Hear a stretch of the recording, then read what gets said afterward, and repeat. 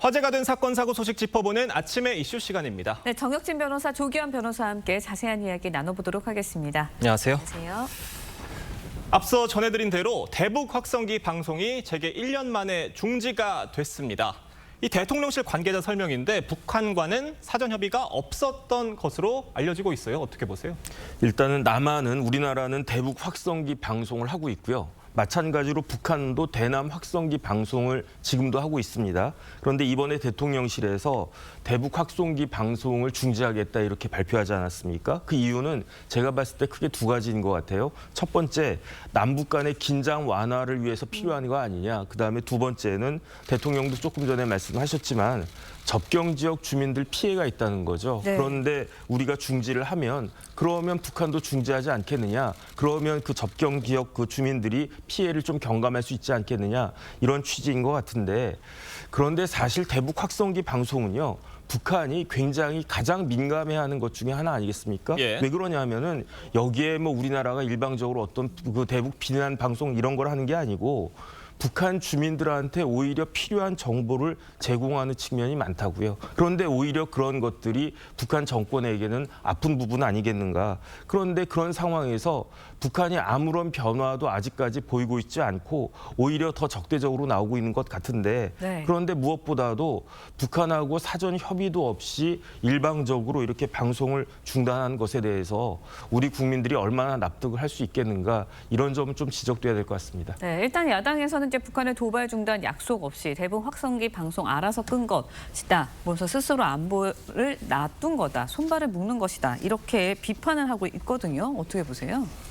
글쎄요, 이 안보라든가 북한 체제 변화에 일정 효과가 있다는 주장은 이런 타당하기는 한데요. 근데 실제 그 효과 대비 우리 주민들이 입고 있는 피해라든가 안보에 끼치는 영향을 이제 고려해봐야 됩니다.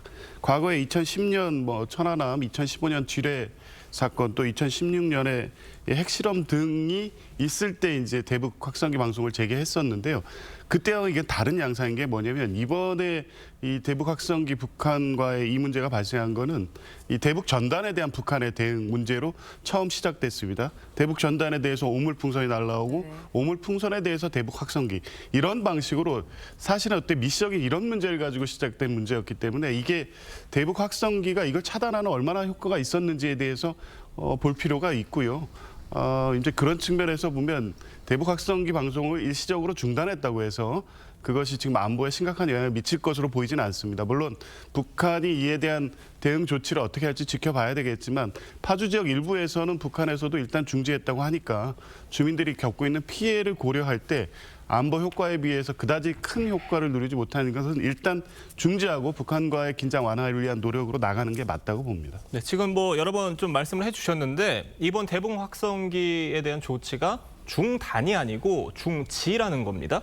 그러니까 일시적인 조치라는 의미인 건데 이게 북한에서는 좀 어떤 반응 내놓을 것으로 보세요? 그러니까 일단은 김병주 의원이 지금 그 국회에 유일한 사성 장군 출신인데요. 예. 김병주 의원 뭐라고 이야기를 했는가? 네. 우리가 중지했으니까 북한이 화답해야 된다 이렇게 이야기했는데 이건 조금 나이브한 접근이 아닌가 저는 그런 생각이 들고요. 당장 북한은 어제 오후에도 대남 방송 계속 그 진행을 갖다 해왔습니다. 그렇기 때문에 과연 우리와 똑같이 북한이 대남 방송을 중지할지는 모르겠고요. 그다음에 이런 상황에서 국방부는 소폭 줄었다는 보도들도 나오고 있는 것 같습니다. 밤사이에. 네네 신중한 입장을 견지할 수밖에 예. 없죠. 그러니까 네. 좀 전에 앵커가 말씀하신 것처럼 무조건적인 중단이 아니고 일단 중지를 하겠다 예. 이렇게 되어 있고 그다음에 중요한 거는 만약에 중단한다라고 하면 확성기 자체를 철거하거나 그래야 되지 않겠습니까? 근데 그런 계획도 없다. 그러니까 북한의 태도를 조금 더 지켜봐야 되는 것이 아닌가 싶습니다. 네, 그러면서 이제 9.19 남북 군사합의 복원도 조만간 추진될 것이다 이런 관측도 나오고 있습니다. 그런데 남북 9.19 군사합의 군사분계선 인근의 이제 기동훈련, 실사격 훈련 금지한다는 내용이 포함돼 있잖아요. 그렇다 보니까 지금 북한에서는 핵무기 공언하고 있는 상황인데 이러면 우리의 대비태세가 너무 무력화되는 거 아니냐 이런 우려도 나오고 있거든요. 이제 9.19 군사합의의 복원은 사실 일방 조치로 가능한 건 아니죠. 북한과의 대화를 전제로 하는 것이기 때문에요. 이걸 그냥 선언적으로 할 문제는 아니라고 보고요.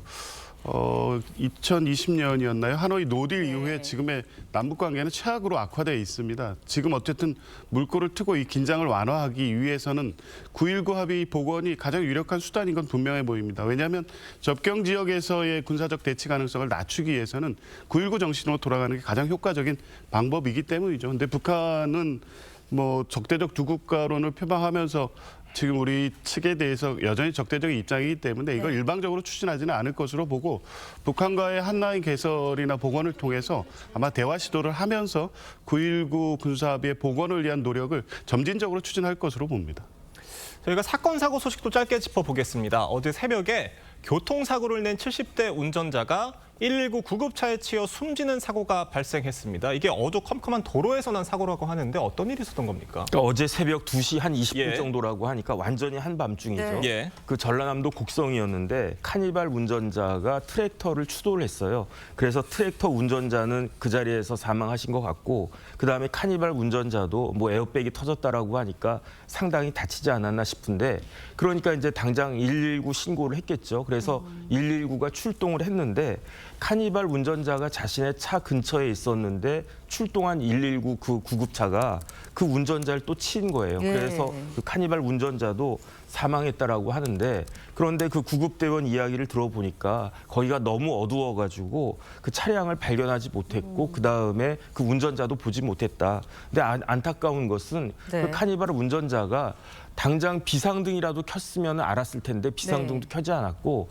그다음 뭐 트렁크 열거나 삼각대를 갖다가 설치하거나 이런 비상 조치를 취했으면 충분히 막을 수 있었던 그러한 사고가 아니었나 싶습니다. 네, 교통사고가 나게 되면 이제 운전자 2차 사고 막기 위해서 경찰과 구급대원도 오기 전까지 뭐 조치를 해야 되지 않나라는 생각이 드는데 예. 조기현 변호사님께 여쭤볼게요. 어떤 조치가 좀 필요하다고 보세요? 일단 도로교통법 시행 규칙에 의하면 이 차에 가지고 다니시는 삼각대 있죠. 예. 그것을 적정한 거리에 설치하도록 돼 있습니다. 그래서 후방에서 접근하는 차량이 사고 차량이 있다는 걸 인지할 수 있게끔 해야 되고요. 야간에는 이 불꽃을 통해서 그걸 인지시켜야 되는데 그런 조치들이 전혀 되지 않은 것 같고요. 최소한 트렁크를 열거나 비상 깜빡이를 켜는 등의 조치도 되지 않은 것 같습니다. 아마 그래서 구급차가 그 사고 차량을 전혀 발견하지 예. 못했던 것 같습니다. 네, 알겠습니다. 오늘 두 분 말씀은 여기까지 듣도록 하겠습니다. 감사합니다. 고맙습니다.